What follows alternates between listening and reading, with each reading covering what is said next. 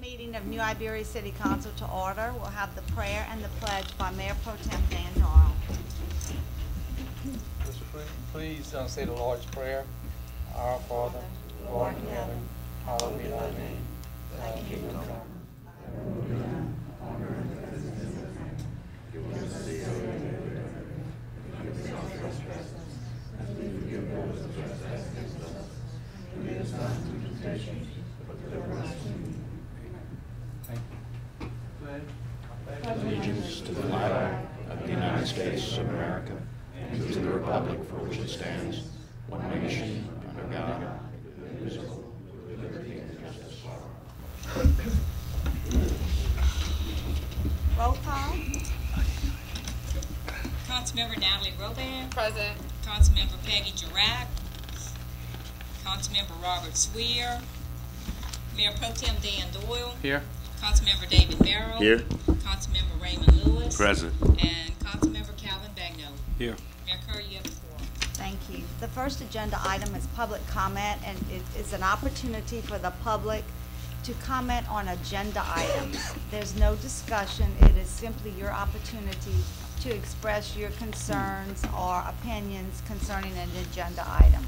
I only have one person that's completed a form to speak, and that would be Mr. Bill Miller. And we limit the time to 3 minutes for you to make your presentation. And if you would just approach the podium.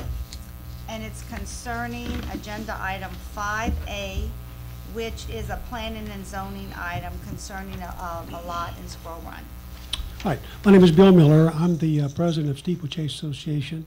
And the comment I'd like to make is to thank the planning and zoning and Ms. Jane for all the time and effort that they put in on this project. This has gone on for almost a year now. So the only comment I have is a real thank you for these people who dedicated an awful lot of their personal time to observing and listening to what we had to say. So thank you very much. Thank you. Thank you very much. The next agenda item is acceptance of the minutes. Oh, wait, I forgot. No, we got roll call. Acceptance of the minutes of the August 5th, 2014 meeting as published on Friday, August 15th, 2014. Motion. Motion by Mr. Merrill. Second.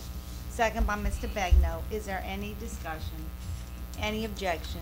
No objection. Motion carries. The next agenda item are persons to address the council. The first person to address the council this evening is Miss Alicia Butler. Is Alicia here? Oh, I didn't see her back there. Okay.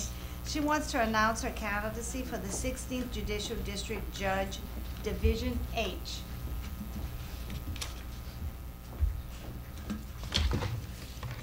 Good evening, Mayor, City Council members, Mr. DeQueer, our City Attorney. Dignity, respect, fair, firm, patience, humility, and compassion. These are the qualities that I believe a judge should possess. My name is Alicia Johnson Butler, and I stand before you today to humbly ask for your support in my endeavor to be your next Division H District Judge. I didn't become an attorney like many do, attending college, then law school, and then basically going into private practice or working for a firm. I worked long and hard to get where I am today. I worked in the federal prison system. After I received my degree from Grambling State University with honors, I worked at the Oakdale Federal Prison. There, you learn respect. You learn to have humility and to have patience with the people and in the system. You learn to take orders and you learn to give orders. It was a tough job, but I'm glad I had the opportunity to do it. It was a great experience. After that, I worked in the Iberia Parish school system. Again, a tough job. You learn patience, you learn respect. As a teacher, a special education teacher, Every child has a story to tell and could tell you a few. But I survived as I tried to reach out to the children and help these children in obtaining an education. Again, a tough job, but I'm glad I had the experience. As a parent, I have 2 beautiful children. As you know, being a parent is tough. But with God and help, and with prayers and family assisting you in doing what you need to do as a parent, the children are molded into respectful kids. And I'm proud to say that mine are. But again, as a parent, it teaches you to be humble, patience, courage, humility, compassion, and firm when you need to be firm. As I was raising my family, I attended law school, driving to Baton Rouge every day. Again, determination, due diligence. I kept working and was determined to get that Juris Doctorate degree. And eventually I did. As a judge, you must know the law. I know the law. You can find the law if you don't know the law. But it's dealing with people who come into the courtroom day in and day out that aren't familiar with the justice system. They don't know what civil law and criminal law is all about until they stand in that courtroom pleading their case. They want you to listen. They want you to hear their side. And as a judge, I have to listen to them and allow them an opportunity to tell their story. That's critically important. But once all of the information is in, I must, as judge, apply the law honestly, evenly, independently, but most of all, fairly. That is what I will do.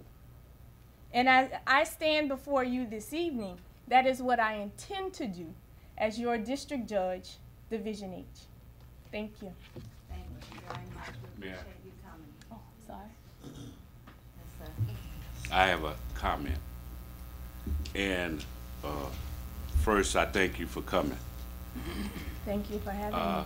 Secondly, I have to tell the public that Ms. Johnson's mother and my sister who passed last year were classmates. And if not for Miss Maud Connor, your grandmother passing, she was the person I had asked to read the obituary. But back to you. Respect is of the utmost importance. Listening to both sides of the case, and at the end of the day, rendering the law. I don't think people need to be crushed, because it's crushed enough if a jury of your peers or you have been found guilty of whatever crime that applies to you having to go to court. I believe you will be fair. I think you will be respectful. You would want to be, because I know the clan you come from.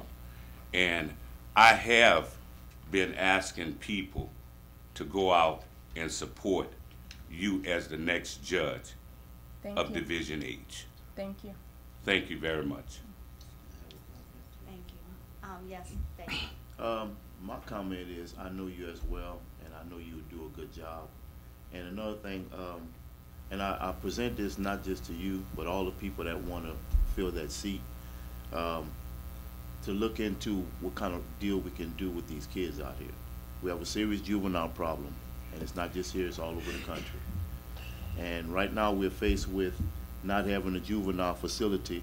When a lot of these young kids commit crimes, you know, they come back home 2 and 3 times, and there's no facility to try to help them to rehabilitate themselves or get the type of help they might need if they don't have it in the household to be able to be some productive young men and women out here. And that's what I would really like to see out of judges like you, if you become judge, and the rest of the people that's running for that position. And I thank you for coming. Thank you for having me. Thank you. Thank you very much for being here this evening. Thank We you, appreciate Mayor. it. The next person to address the council is Mr. Anthony Thibodeau. He wants to announce his candidacy for the 16th Judicial District Judge Division A.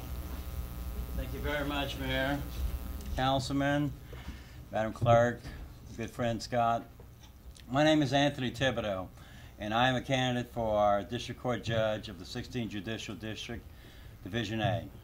And I need to educate you a little bit on that because we haven't had an election in a long time for this seat. The 16th Judicial District is made up of 3 parishes, the parish of St. Martin, of Iberia, and St. Mary Parish. There's 8 judges that are in there. They are, and each one's assigned a division, A through H. I'm running for Division A. Judge Watney is retiring, and the seat's coming open, and I'm running for that seat.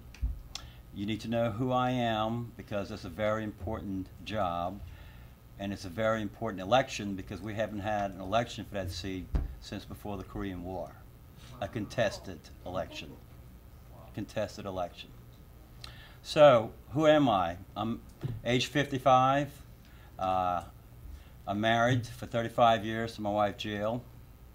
We raised 4 children, 3 daughters and a son, 3 ladies.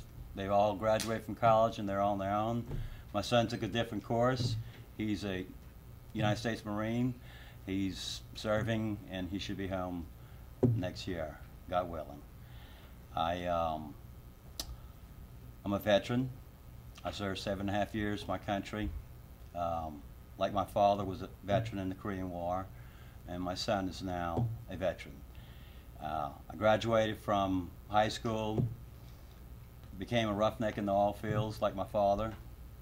It took my father's life when he was 35, and I didn't want that to happen, so I thought it'd be safer joining the military, and I did.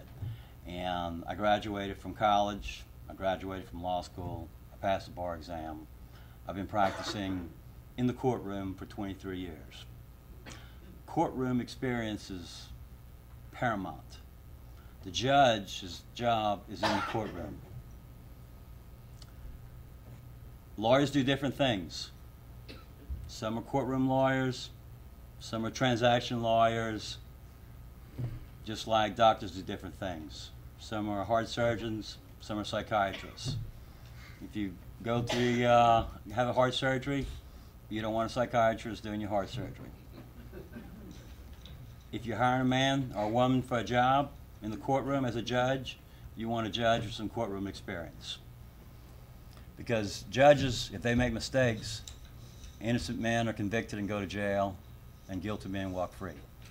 Judgments are rendered against few when they shouldn't be. Suits are dismissed prematurely. It's a very important position.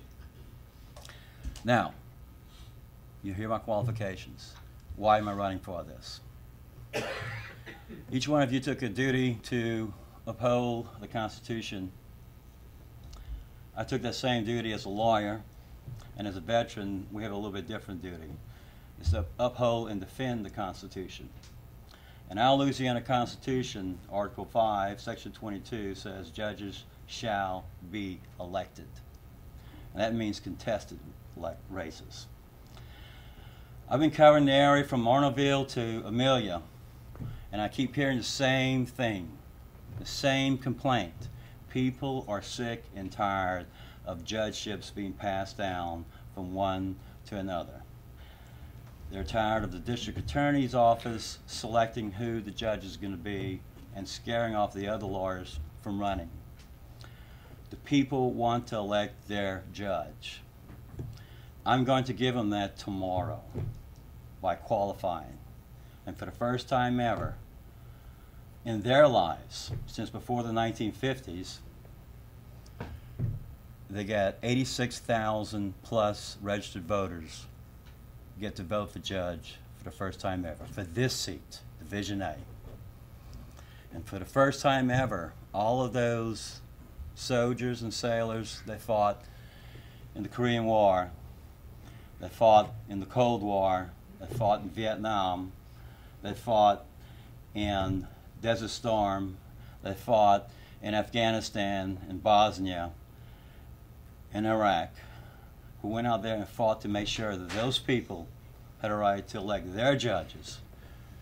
And they came back here and they don't even have elections, which is a shame. They can't vote for their judges. For the first time ever, they get to vote for their judge. So I want you people to go out on November 4th, and I want you to celebrate this. Celebrate it for you personally. You get to vote for your judge. Celebrate it for your community. Celebrate it for your families, and celebrate it for those veterans. My name's Anthony Thibodeau, and I'm running for District Court Judge. I need your support. I need your help in this noble cause. Get the word out. And I'm asking each one of you personally to please vote for me. Thank you very much. Does anybody have any questions or comments? Mr. Lewis? You out of St. Martin Parish, or? I'm out of St. Martin Parish, and I've been practicing for 23 years in Morgan City Parish, and I've got a lot of friends in Iberia Parish. Thank you. And I was just only asking because I heard the name, Yeah. but I didn't know what area you were from. And we cover everything. I'll be handling cases over here in Iberia Parish. I'll be handling cases, people from your neighborhood and yours. And there'll be judges from Morgan City that will be coming handling cases here because the judges rotate. They go from one parish in St. Mary, one parish in Iberia, and one parish in St. Martin. So every judge is important. Unfortunately, amongst the white judges, I'm the only one that's causing a race. You don't get to select those. This one, you get to select. And you'll know who's going to be judging you. Thank you. Thank you. We appreciate you coming. The next person to address the council this evening is Mr. Bo Dewey. He's announcing his candidacy for the 16th Judicial District Attorney's race. Good afternoon. Good afternoon. Councilman, Councilwoman, Mr. DeQueer, Mayor Elmire. I really feel, we've had this opportunity to go in many parishes and many cities around the district, and I kind of feel as a very comfortable environment here because I know many of you personally, and I appreciate over the years the kindness you have shown me in my position as an assistant district attorney as well as an attorney. I really do cherish the way that y'all have been to me and been kind to me in my endeavors. My name is Bo Dewey, and I'm running for District Attorney of the 16th Judicial District this fall. What about me? What brings up my background? Well, I'll start, many of you know, but I was born and raised in Olivier between Jeanneret and New Iberia. I come from a family of farmers. My father was an attorney and a judge. So that's my background, is growing up in this parish, in the country, mud in my toes from the Bayou Teche. Love this parish, love this district. I graduated from Catholic High School in 1980. Went and graduated from then University of Southwestern Louisiana with a business degree, and actually became a banker from 1984 until 1989. I worked in the savings and loan industry. I was in charge of a portfolio that was a multi-million-dollar portfolio. I was in charge of real estate that we had obtained through foreclosures back in the 80s. If you remember, it was a very difficult time for the oil and gas industry as well as the savings and loan industry. So I had a background in management of hotels, motels. We had commercial properties, residential properties. So I come with a very strong background in finance. It's really a time in my career that I really cherished, and decided in 1989 to go back to law school to become a banking lawyer. Was fortunate enough to get accepted at Tulane University. Graduated, and I know that's dear to Mr. DeQueer's heart. Graduated in 1992, and the legal market at the time was very depressed, so I was fortunate to get a position with Judge Robert Fleming. Some of you may remember Judge Fleming. and I clerked for Judge Fleming for 11 months. And Bernie Boudreaux, who was the district attorney at the time, came up and asked me if I wanted to be a prosecutor, and I readily accepted, not knowing really what I was getting into. And I remember thinking about, what does a prosecutor do? I had no idea. You know, my ideas were you put everybody in jail forever and ever, and boy, I was wrong. And I have to tell you is,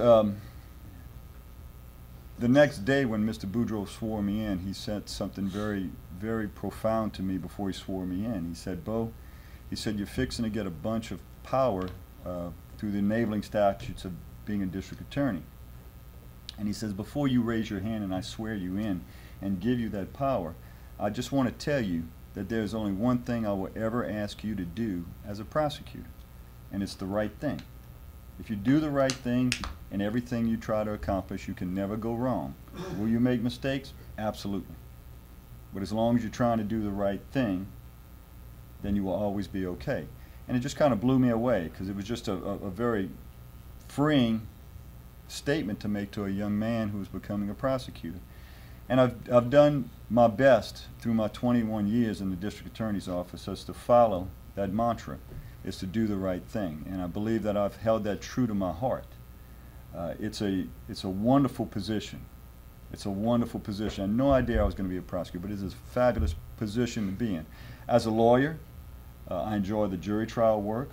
I enjoy being in the courtroom, which that gave me the advantage to do that, all the access to the trial. But more importantly, it was that service to community, and all of you can appreciate that. I mean, you're serving your community by being in the position with the district attorney's office, because, you know, unfortunately, you find people at some very difficult times, no matter where they fall, whether they're a victim of a crime, whether they're the family of a victim who may have been subject to a homicide, whether it's a defendant, whether it's a defendant's family, whether it's witnesses in cases. You find people in very uncomfortable circumstances, very uncertain circumstances, and it's incumbent on you and on me at the time I'm handling those cases to try to help people through that process.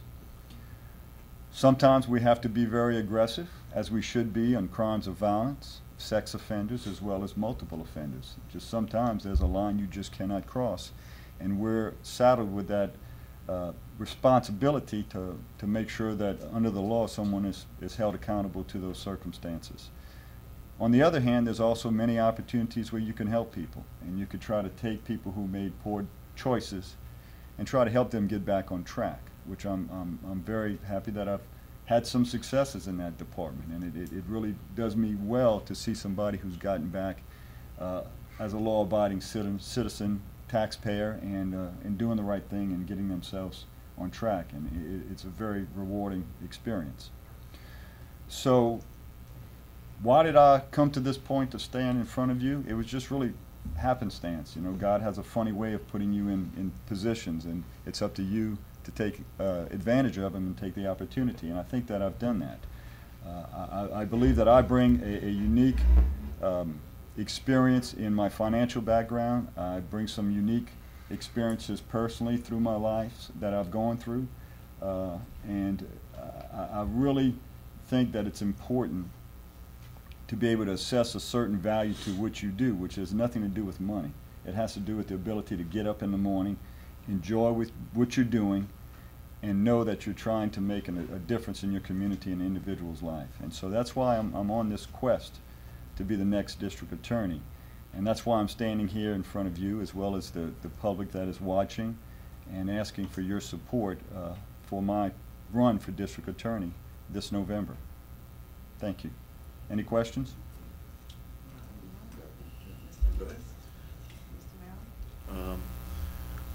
My question is, actually I want to, reply to something you said. God is good. He does lead you in certain positions. Sometimes not where you think you're going to be, but where he wants you to be. But my question is, with you coming into the position of what you're looking at doing, is there anything different from what's going on right now with the department that you're in, that you're looking at making changes in? Well, I think the changes that I'm looking to be is just to be myself. and to use my personality, and those of you who do know me and my personality, is to put that, I'm very prideful of the fact that I'm very accessible. I'm very accessible to the public. I'm very accessible to people. You know, sometimes people are not coming for any kind of legal aid. They just want to talk. They just want to have their say.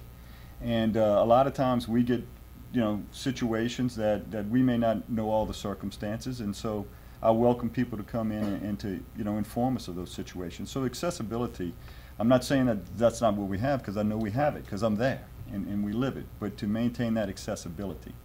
I'm very proud of the efforts that our office does in our early intervention programs, trying to prevent people from becoming a part of, quote, the system. Right. I think that's very important. We got to find ways to get people from getting involved, because as we all know, once you get incarcerated, you know, it's hard to break that cycle. And so I applaud the efforts that we have done. I applaud the efforts that Mr. Haney has done with his early intervention program. What we have not been very successful at doing is informing the general public of what we do and the job that we do. And so I think that's important, because we do a lot of stuff with the business community. We do a lot of stuff in trying to protect them, getting restitution. We do a lot of things with child support enforcement. Well, I mean, we recover through our contract with the state of Louisiana millions and millions of child support that is owed to mothers who are struggling, parents, and getting that money back into their hands and into this economy. So we have a big effect on the economic impact. Of course, we work with the public bodies, and I think it's important for us to foster cooperation and future development of this parish. This parish is fantastic. It has so many assets, and I will do everything in my power personally to make sure the office helps facilitate that. So, Thank you. Mr. Lewis? Just a comment, Mr. Dewey. yes, sir. I met you, had the privilege of meeting you in the latter 90s, where I served on grand jury. For the sake of time, I'm not going to tell the story that every time I go to the courthouse, me and you sit on the bench, and we rehash that same story where you came before the grand jury and presented a case. I happen to be on that grand jury. I've earned the utmost respect for you. I know you're compassionate. You just mentioned a few minutes ago, you welcome people to just come and let you know some things that you may not know, that may not be in a report.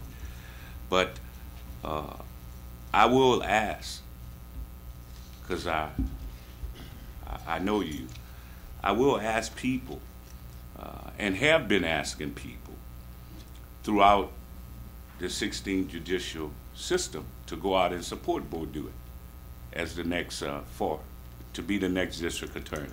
I know you're fair and compassionate, and I know what you stand for. What would you, I will offer a suggestion what you could do. When you become DA, get some laptops for your office, get some computers, because they're still writing on paper and pencil. Yes, yes, sir. I understand that. I appreciate that's a great recommendation. You know, the reality is, I can remember when I first came into the office back in 1993. I brought up that subject to Mr. Boudreaux. We had an opportunity through the LDAA to have some grants to actually computerize the department, and Mr. Boudreaux, I have the utmost respect for him, but he was just not sure about that. And to this day, he still writes with a mechanical number 2 pencil. So, so I appreciate the comment. So thank you. Thank you. Thank you very much. Thank We you. appreciate you Have a coming good this evening. The next agenda item is agenda item 4, Madam Clerk, a resolution. A resolution of acceptance from E.B. Fudge and Sons for the LCDBG Sewer Improvements Number 2 Bank and Cherokee area. We have a motion. Motion. Motion by Mr. Lewis and a second by Mr. Bagnell. Is there any discussion? Mayor, is this, And wait, before you start, we have Susan Richard way in the back with Domingue and Zabo. I don't know if you want to approach the podium in case there may be some technical questions that they have to ask. Thank you for coming this evening. Yes. I see that they had a punch list, and I talked to Vince about it, and I think until it's done, they don't receive the money. We just approving the job is done right now as a council, but the money does not get to them till this punch list is done, correct? That's correct. And do they have a time period on here? I didn't. Yes, on their that time punch list? period is, the lien will expire 45 days, the lien period will expire 45 days from when this acceptance is recorded in the courthouse. So they have to have that punch list finished within those 45 days. If they don't, then we hold their money. Okay. Mhm. I just want, I know we did that in the past, but I just Yes. want to make sure. Yes. And I want to make a comment. We wanted to accept this as quickly as possible because we have a timeline. In order for us to apply for the next round of grants, we had to go ahead and accept this one. So maybe, normally we might not have brought it to you as quickly and try to get some of this punch list completed first. But in an effort to make sure that we're on schedule to apply for the next round of grants, we wanted to make sure that we had this accepted by the council. Are there any other questions, comments? Thank you very Thank you. much for coming this evening. I'd ask you to please vote your machines. Motion carries unanimously. The next agenda item, Madam Clerk, is a recommendation to deny a request. Madam Clerk? A planning and zoning. recommendation to deny a request by S&R Golf LLC, Perry Segura, agent owned, to revise the final plat entitled A Plat of Survey Showing Steeplechase Subdivision, Gated Development, located in Section 10 T125 R6E, Iberia Parish, Louisiana, by L.J. Como Jr., RLS, with Wayne M. Labiche Associates, dated 11/01/13. Granted final approval by the New Iberia Board of Trustees on 9/15/1998 by Resolution 98-0668 to show a lot relocation and lot size expansion of Lot 13 owned by Perry Segura, Perry J. Segura, agent and president, that extends Steeplechase subdivision to include that portion of the property owned by S&R Golf LLC, Perry Segura, agent owned. Okay, do we have a motion? Motion. Motion by Ms. Robat and a Second. second by Mr. Lewis. Is there any discussion?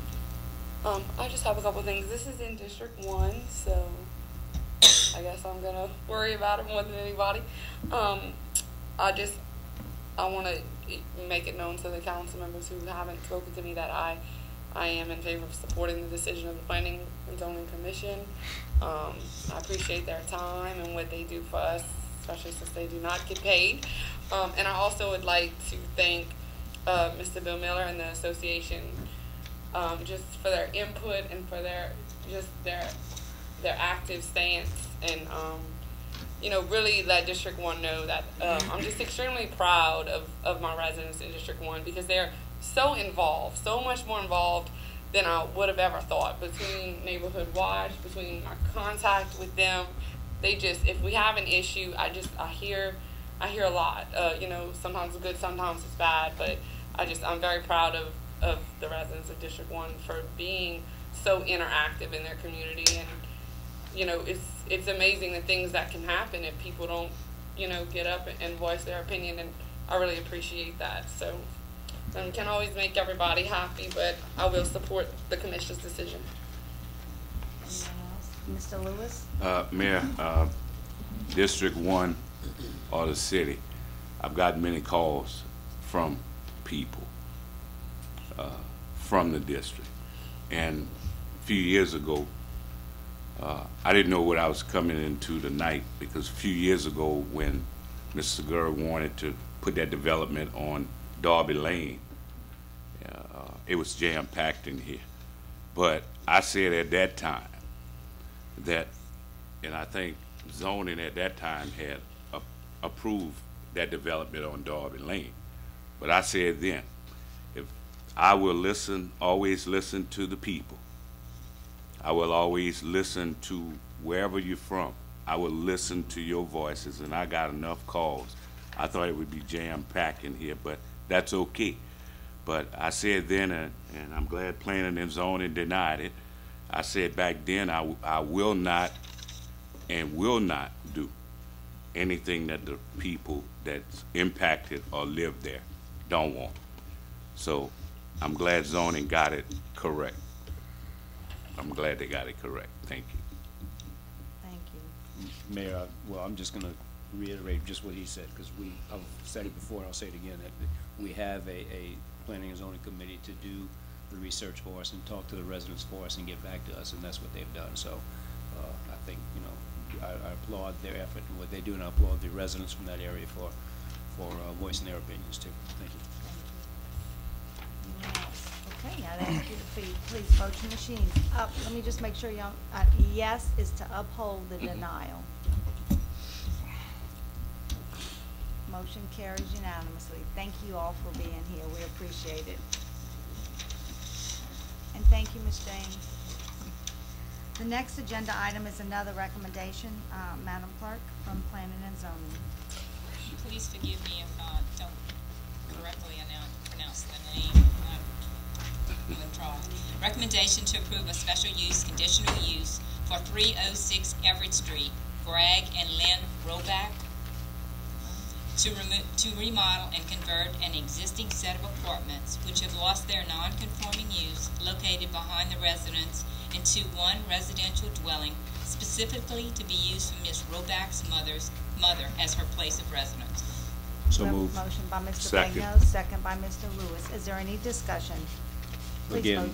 I'm sorry? again, I'd just like to reiterate that, you know, we generally will go along with the recommendations of the zoning planning board, and if they've done the research, and I think Ms. Jane did call me about this, and we're okay with it. Thank you. Great. Please vote your machines. Motion carries unanimously, and Ms. Robin's absent.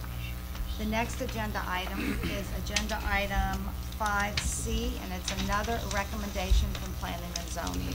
A recommendation to amend the City of New Iberia Code of Ordinances, Appendix A, Zoning, Article 3, Schedule of District Regulations, adopted, Section 3.3R1, 3.301, Permitted Uses relative to moving a residential structure into an area zoned in R1, to delete the requirement that 75% of the landowners owning land within a 1,000-foot radius of the proposed home site must consent to the relocation and intent in moving a dwelling into the area.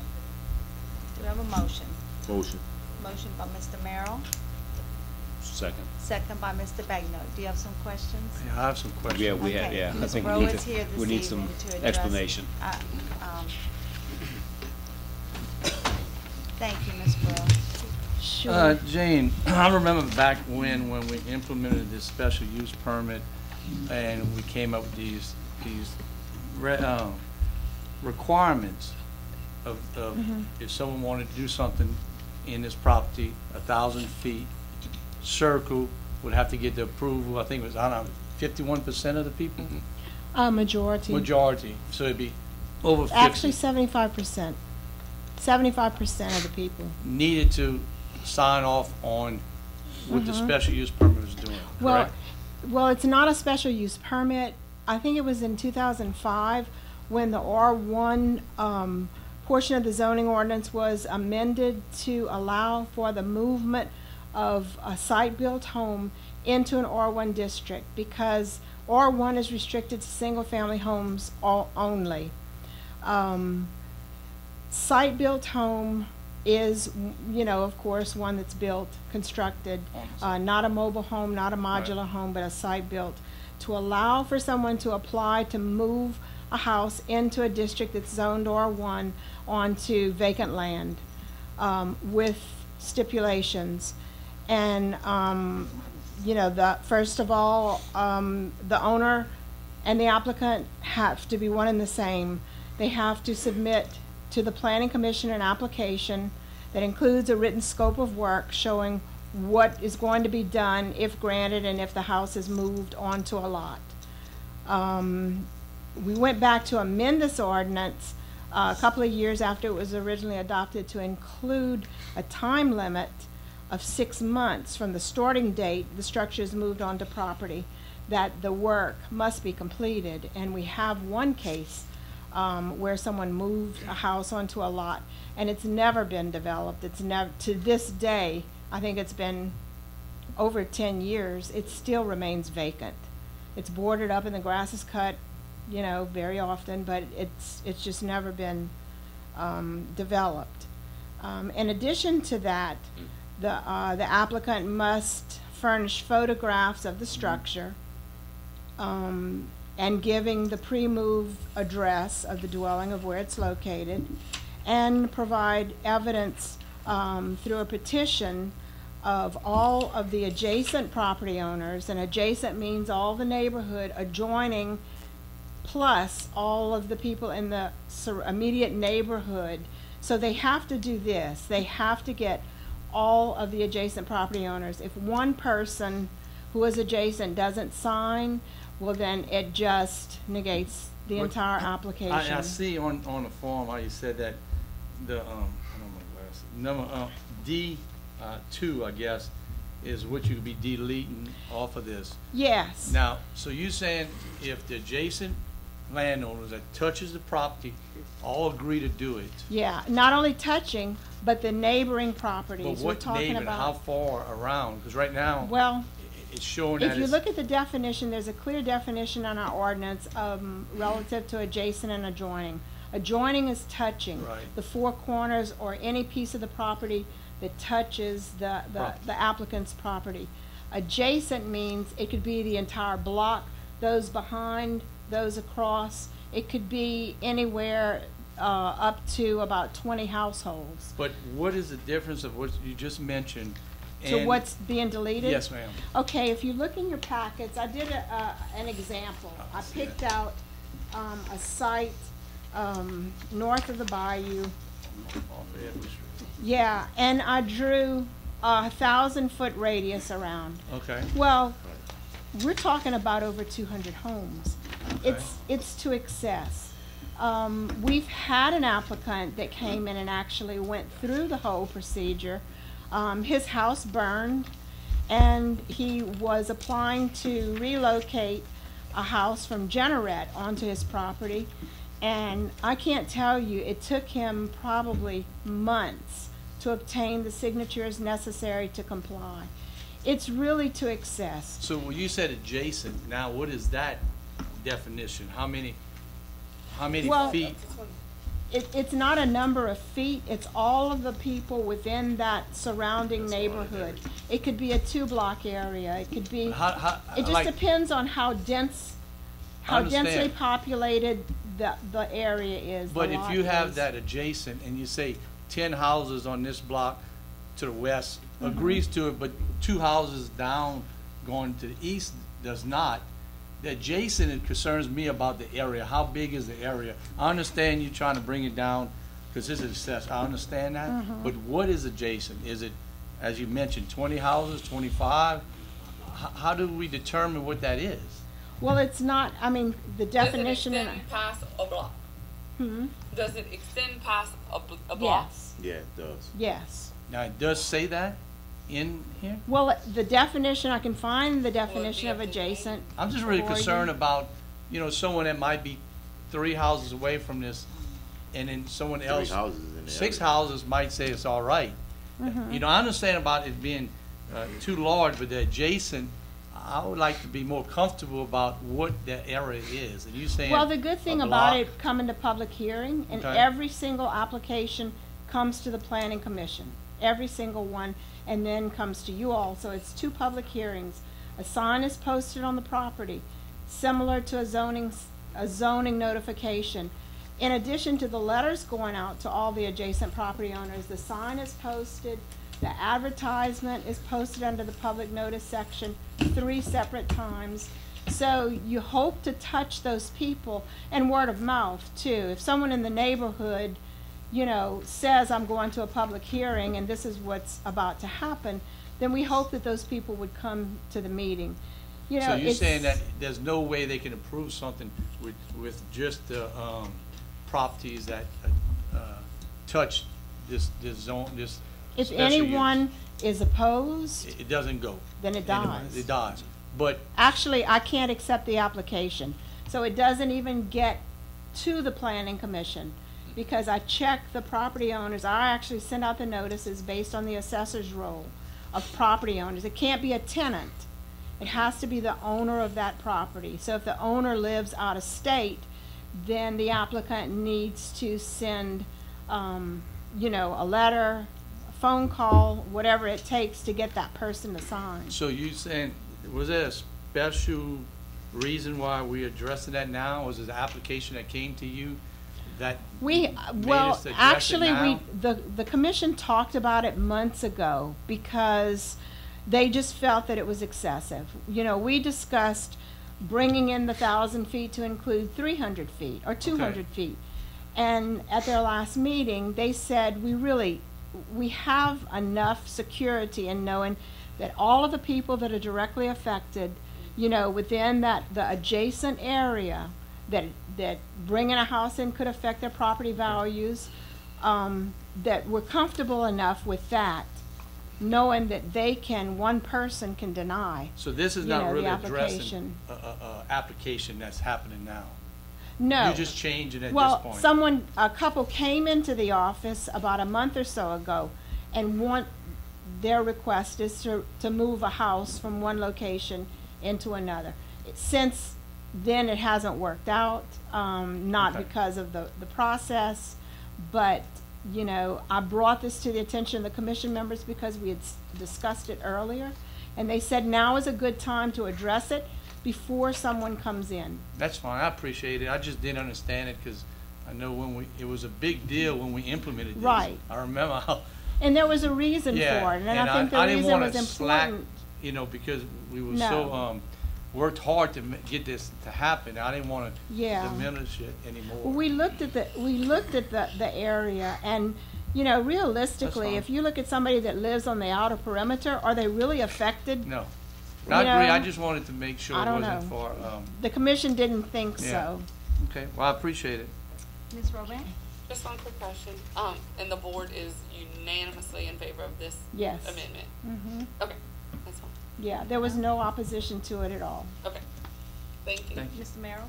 Yeah, I just wanted to, I know something, I want to reiterate what you said. Letters do go out to those people in the surrounding areas, so they are aware of who's in that vicinity and what they gotta look at. Right. So.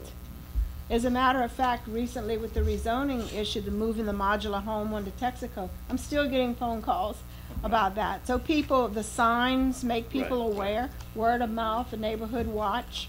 So the people will come, you know, if you notify them.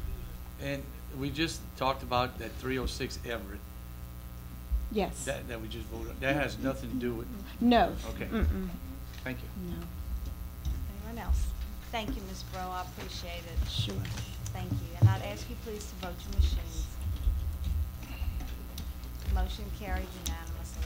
The next agenda item is property standards, and, No appointment. oh, I'm sorry. Whoops, I'm just moving along. We have two appointments, and if you want to vote on them separately, we can do that. And I see Mr. Jones is in the audience. We have two vacancies in the Municipal Fire and Police Civil Service Board, and both of those appointments are appointments that the appointing authority is responsible for appointing, and with the ratification of the City Council, of course. And the first person that I'd like to submit is Mr. O'Neill Jones, and his resume is in your packet.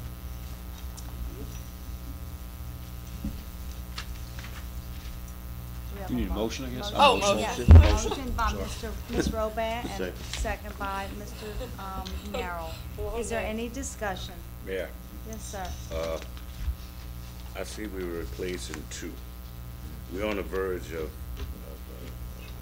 at some point, I don't know when the test score is coming, and when, as the appointing authority, you're gonna make your recommendation to this council on who's gonna be the next fire chief, New Iberia fire chief.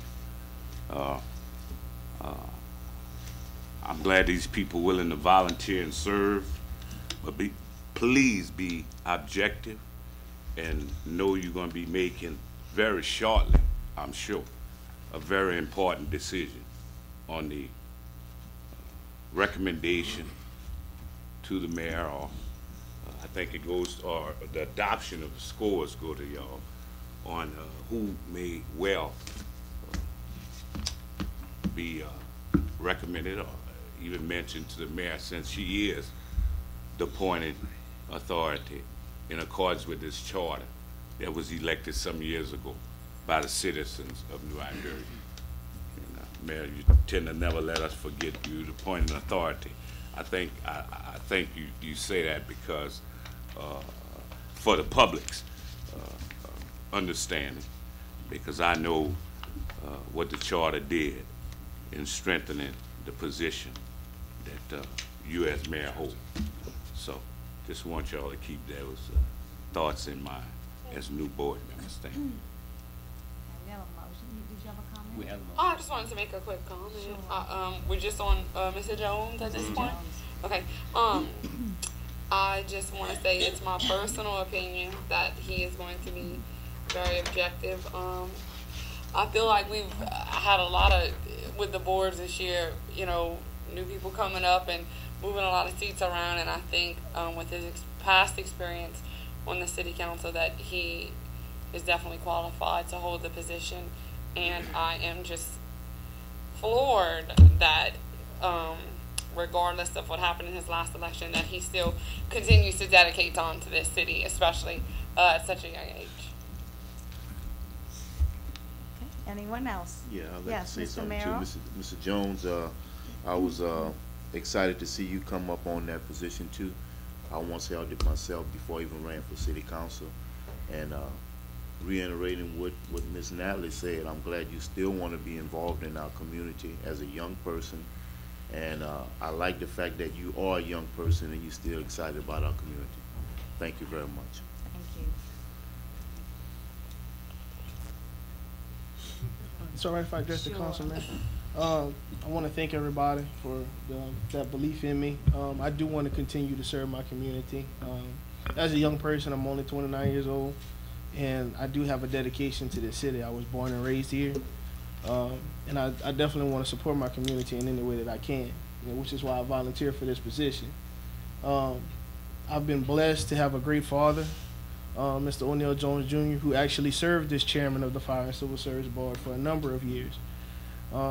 So I know under his guidance, as well as the guidance of some of the council members, if I have any questions, that I'll be able to do this job as efficiently as possible. Thank you. Thank you, Mr. Jones. And is Mayor, that- I have one more comment. Yes, sir. Mr. Jones. I didn't mention it when Ms. Butler came up, but his daddy and retiring Judge Charles Porter were instrumental in developing the 2 minority districts in the 16th judicial system. So I think you'll do a good job. Thank you. Okay, if there are no further comments, I'd ask you to please vote your machines. Motion carries unanimously. Congratulations. Thank you. Congratulations. Appreciate it. Glad Thank to you. have you back. Thank you. The next person that I'm presenting to serve on the Civil Service Board is Mr. Abra Rayo. He was unable to be here this evening, but Abra has been a real community-minded individual. He sits on the Spanish Festival committee. In fact, he's the chairman. He's the president of that particular committee. And I think he would do a great job. He's a retired educator, principal, and just very willing to serve and give back to his community. So moved. Motion by Mr. Bagno. Second. Second by Ms. Robat. Mayor, I have a question. Yes, sir.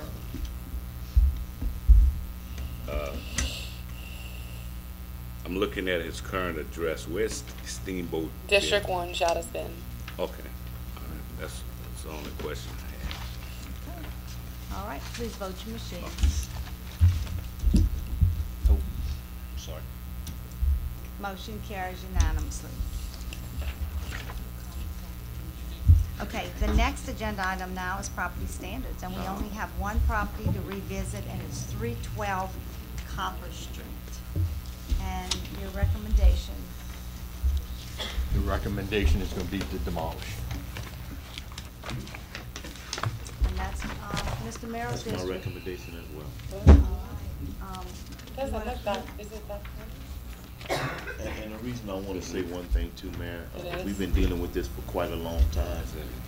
And we've been very patient in dealing with this property, and it's time for something to get done about it. Thank you. So is that a motion? Yes. Second. A motion by Mr. Merrill, a second by Mr. Lewis. Is there any further discussion? We've gone through all the motions that we've been Yeah, doing. we've sent letters and the letters come back I think unanswered. we talked about how long has it been? It's been a couple of years. It's been When you last first year. started. Yeah. Last year. Last year. Yeah, if you'd vote your machines. Motion carries unanimously. Thank you. We have one last agenda item. Thank you, Mr. Landy. Welcome. We have one last agenda item, and it's a discussion regarding the selling of 140.81 acres of property owned by the city of New Iberia as identified in a 99-year lease signed by the city and the Port of Iberia dated July 28, 1948 to the Port of Iberia. I put this on the agenda tonight because the Port Commission has it on their agenda this evening. So I thought it would be appropriate for us to discuss it at the same time that they're discussing, you know, whether or not they want to purchase this property. It is my understanding that they are interested in purchasing the property. And before we move forward and do anything, there's a process, and I'll let Mr. DeQueer give you a little bit more information. But I think that we need to know whether or not you're even interested in moving forward with the sale of this property before we go through this long process. Mr. Lewis? Mayor,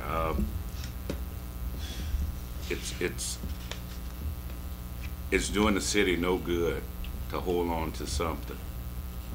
And when we have an opportunity to sell it and due to our budgetary constraints, it would greatly help at a fair market price or value that we do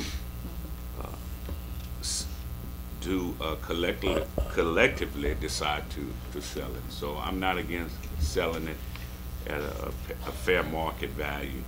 And just for the public's knowledge, if you don't mind, I'll just do a little bit, give you a little bit of history. In 1947, the city bought the property. It was for $22,000. Scott knows exactly. Mr. DeGuia. $22,350. They purchased seven Right. different tracts of land. And the property was then, in the following year, was leased to the Port of Iberia in 1948 for $1 a year for a 99-year lease. We have 33 years left on the lease, and we don't receive anything from it. I don't even think we get the $1 a year, man. Yeah, in the lease, it states something to the effect of $1 a year plus the benefit that it brings to the city of New Iberia, to the community. So when the port approaches and tries to recruit businesses to come to the port, they sign leases that might even be a 50-year lease. So they're at a point right now where there's only 33 years left on the lease, and it would be to their benefit to purchase the property. So, you know, we have had an appraiser come in and appraise the property. It appraised at 4.56?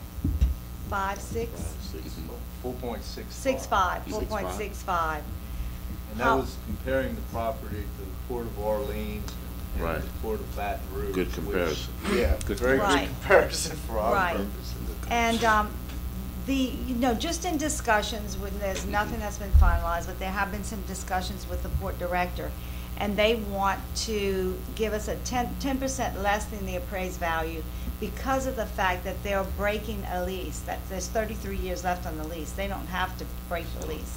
And the they're lease the only is, ones we could sell it to because of the 33 years. Right, and the If they lease put is- it on the market, we can't sell it to anyone. And there's no penalty involved. no penalty involved. And we No- can't annex that property, right? No, it's too far away. It's too far out. We Just- would just have throwing it out to, there. we would have to, what do you call it, down Instant highway. tax revenue. We would have to flagpole down Lewis Right. Street, and I can tell you, I don't think the parish will allow us to do Throwing that it out in there. Grand Looking to Forks. increase our revenue. So, you know, it's just, what I would like is to put it out in the public, We're going to have public hearings. I want public comment on this because we're talking about a large sum of money and 140 acres of property. Only about 108 acres of the property are actually usable. The port has developed this property. They've paid, for the development. But this is just a beginning. This is a discussion. But I'm going to let Scott, Mr. DeQueer, go into the process that we have to go through. But I do want to encourage the public to come and express their opinion because this property is owned by the city of New Iberia. So, okay, Can I I'm say coming. something? Mr. Doyle and then Ms. I think Miss Natalie was first. And then you. Yep. this, our budget, we did put money in there for the appraisal. We did. So put we don't money. have to get no money, that's already been It's accepted. already been appraised. Do you think there's any possible way that if we go forward with this, it will be done before the new director or the new board gets in? When is that? I'm not sure. I think September.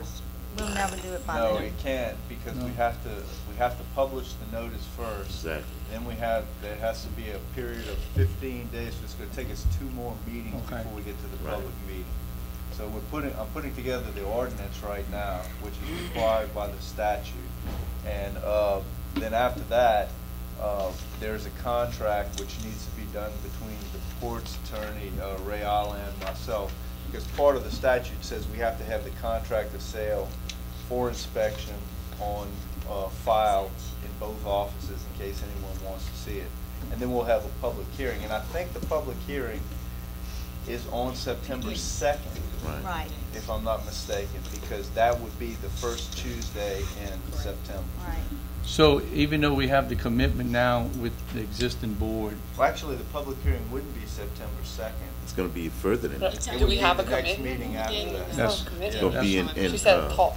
well, I was just wondering if I know they got new board members, commissioners going into the port board, and will that affect our decision now with the existing board, or do we even, that's, I'll have to talk to Mr. We're Hall. told by the port commissioner it should not, okay. but anything can happen, Yeah. Mr. Dahl. Okay, I was just- They could that was make a one of my motion to concerns. rescind the offer, but at this point, it seems to be a pretty firm offer. It Okay. seems to have the support of their members.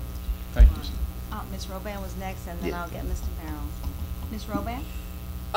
Just a quick question. Okay, so we said they want to offer 10% No, a 10% reduction. reduction. Right. Exactly. So that'd be right at 4.1.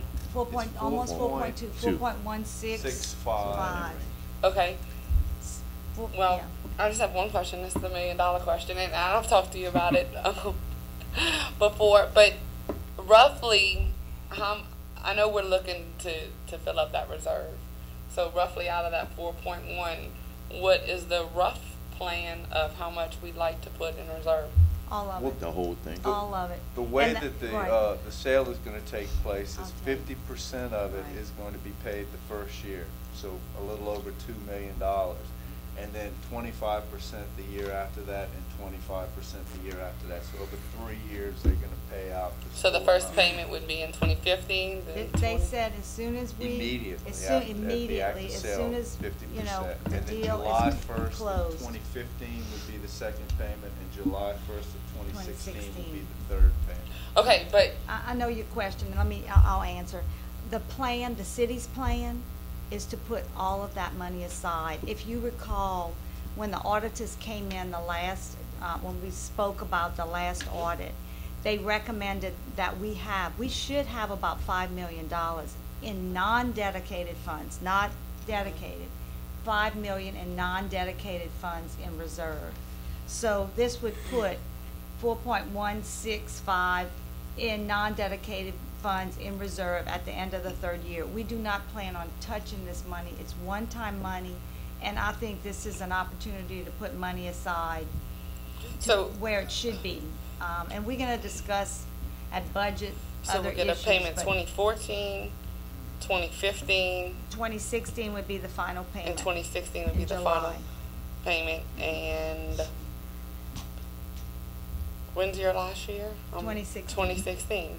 I- December 31st, December 2016. 2016. Okay.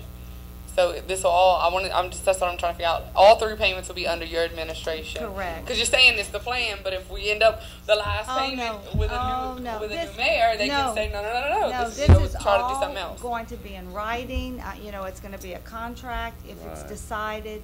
And I'm just telling you up front that my thoughts are that this money should be put in reserve. It's one-time money, and you don't want to start spending it. It needs to be put in reserve. I'm definitely in favor of that. I just want the public to be well aware. Right, and we want the public to come to the public hearing, and we want public opinion, because this, you know, this is a huge transaction, and we want to know how the public feels about this. Mr. Merrill. Yeah, I think that it's a good idea because of the fact that one thing about our administration, it would end 2016 as well. And if it is in contract and writing, even if something were to happen, it still would be money that would be in the reserve. And then it would pretty much put to bed a lot of the accusations that's happened in the past as far as money that's not there, money what we haven't done. It would make the administration look a lot well for the next people that's gonna come in. There will be new city council people as well coming on this council. And besides that, it could help this administration with maybe future businesses that want to come into the area, knowing that we're pretty strong as far as in our reserves and pretty solid. Yep. And another question, I want you to know how they came about dispersing the payments into the 3 years. That was the ports. Because I was thinking all at one time. Right. No. That was their recommendation.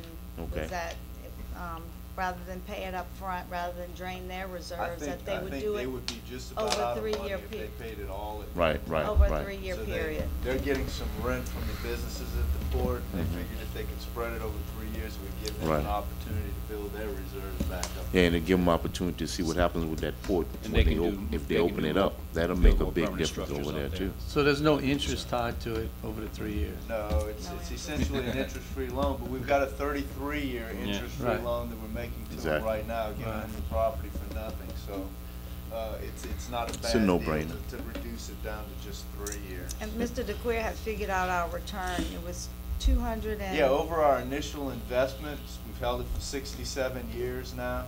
It has returned a profit of 274% per annum annually. You're not going to find an investment like that in too many places. But the great majority of the investment has already taken place because the port was developed. So I don't expect that it would continue to draw 274% into the next 33 years. So it sounds as though y'all want us to move forward with the process. Yes, ma'am. Okay. All righty, then, thank you. The next agenda item is, the next city council meeting will be held Tuesday, September 2nd. The next neighborhood watch meeting for District 4, Mr. Merrill's district, will be August 21st at the Slyman Theater at 6 p.m. And the city offices will be closed on Monday, September 1st for Labor Day. And I'd ask for a motion to adjourn. Motion. Motion by Mr. Merrill, second by Mr. Doyle. Thank you. Third.